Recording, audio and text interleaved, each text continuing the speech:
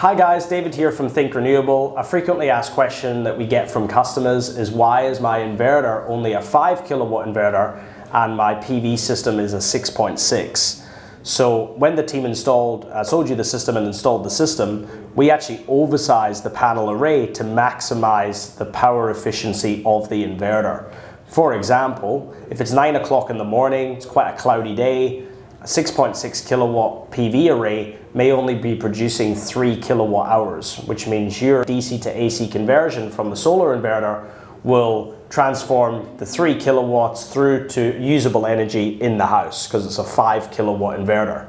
If we only had 5 kilowatts of PV array on there, then that means that it may be only producing 2 kilowatts per hour in those cloudy conditions earlier in the morning.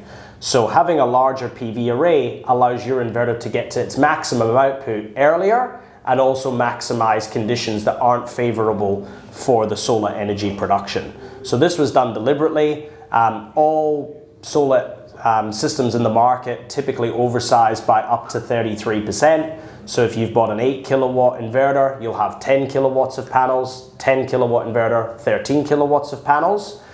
The reason there's a confusion is all system sizes are generally talked in terms of the PV array, not the inverter size. So it is a common misunderstanding, but we've actually done it to maximize your system's efficiency, and you're actually going to get more out of your solar system that way.